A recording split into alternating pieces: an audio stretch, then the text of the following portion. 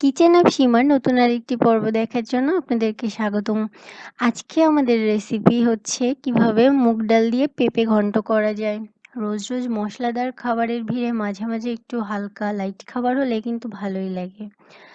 আর এটি তৈরি করতে খুব কম উপকরণ লাগে আর সময়ও অনেক কম লাগে, খেতেও অনেক ভালো হয়।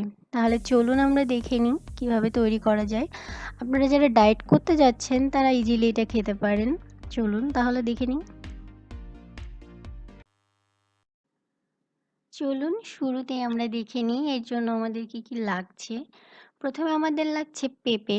এখানে আমি একটা মাঝারি সাইজের পেঁপেকে এরকম পাতলা স্লাইস করে কেটে নিয়েছি। অর্থাৎ পেঁপেটাকে 4 ভাগ করে তারপরে এরকম পাতলা পাতলা করে কেটে নেবেন। এখানে আমি একটা বড় সাইজের আলুকেও ঠিক সেম ভাবে পাতলা স্লাইস করে নিয়েছি। যেহেতু নতুন আলু তাই অনেক তাড়াতাড়ি সেদ্ধ হয়ে যাবে। ছাড়া লাগছে তেজপাতা একটা, পেঁয়াজ কুচি, হলুদের গুঁড়ো, রসুন কুচি, লাগছে কাঁচামরিচ ফালি 7-8টা, লাগছে মুগ ডাল, আমি এখানে হাফ কাপের একটু কম নিয়েছি, ভাজা জিরা গুঁড়ো আর 5 ফোড়ন, আর লাগছে লবণ। ব্যাস, উপকরণ মাত্র এটুকুই। আর তেল সামান্য। এই সামান্য উপকরণ দিয়ে তৈরি হয়ে যাবে। যাই হোক, প্রথমে তেলটা গরম করে তাতে আমি তেজপাতা ফোড়ন দিয়ে তার মধ্যে আমি দিয়ে দিচ্ছি পেঁয়াজ আর রসুন কুচি। এটাকে হালকা একটু নেড়ে তার মধ্যে আমি দিয়ে দিচ্ছি 5 ফোড়ন। 5 ফোড়নটা প্রথমেই দিলে অনেক সময় পুড়ে যেতে পারে বেশি হিট থাকলে, সেজন্য।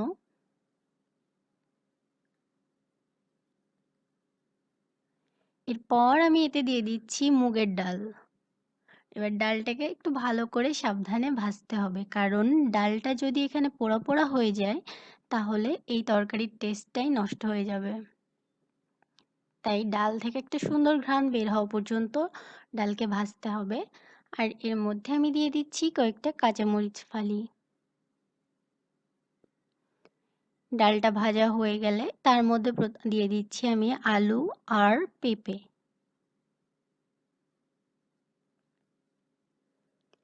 এটাকে 1 থেকে 2 মিনিট মতো ভাজতে হবে। যদি আপনারা আর একটু মোটা স্লাইস করেন তাহলে আরও একটু বেশি সময় ভাজতে হবে। যাই হোক, এটাকে মিনিট খানিক মতো নাড়তে হবে। আর এর জন্য আমি এর মধ্যে দিয়ে দিয়েছি লবণ। লবণটা আপনার টেস্ট অনুসারে দিবেন।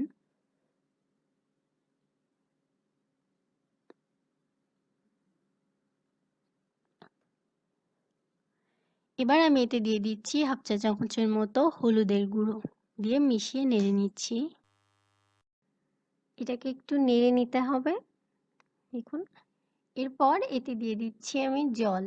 জলটা এমন মাপে দিতে হবে যাতে আলু আর পেঁপেটা সেদ্ধ হয়ে যায়, প্লাস জলটা মানে ঝোলটাও এর সঙ্গে মাখা মাখা হয়।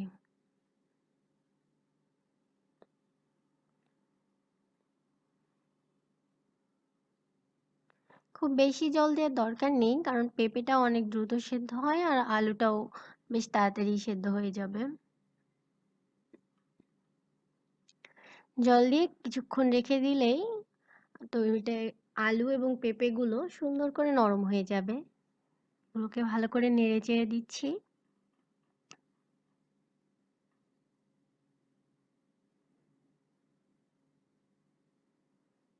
দেখুন,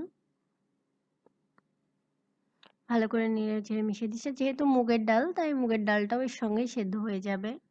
অলরেডি সেদ্ধ হয়ে গেছে এখানে। 4-5 মিনিট জ্বালালেই সেদ্ধ হয়ে যাবে। এরপর এতে আমি দিয়ে দিচ্ছি 1 টেবিল চামচ মতো ভাজা জিরা গুঁড়ো। এটা শুকনো তাওয়ায় জিরাটাকে ভেজে গুঁড়ো করে নেওয়া। এবার শেষবারের মতো লবণ টেস্ট করে লবণটা দিয়ে দিচ্ছি। কিছুক্ষণ নেড়ে চেড়ে দিতে হবে। এ পর্যায়ে এর মধ্যে যে আলু আছে এই আলু 3-4 পিস এভাবে ভেঙে দিবেন, তাহলে ঝোলের গ্রেভিনেসটা অর্থাৎ ঘনত্বটা একটু ভালো হবে এবং মাখা মাখা হয়ে গেলে এটা তৈরি হয়ে যাবে আমাদের মুগ ডাল দিয়ে পেঁপে ঘন্ট। খুবই সহজ এবং খুবই কম সময়ে এটা তৈরি করা যায়। আশা করি আপনারা এটা ট্রাই করবেন। আরও বেশি বেশি ভিডিও পেতে হলে অবশ্যই আমার চ্যানেলের সাথে থাকতে হবে। আর তাই তো কিচেন অফ সীমাতে সাবস্ক্রাইব করতে একদমই ভুলবেন না।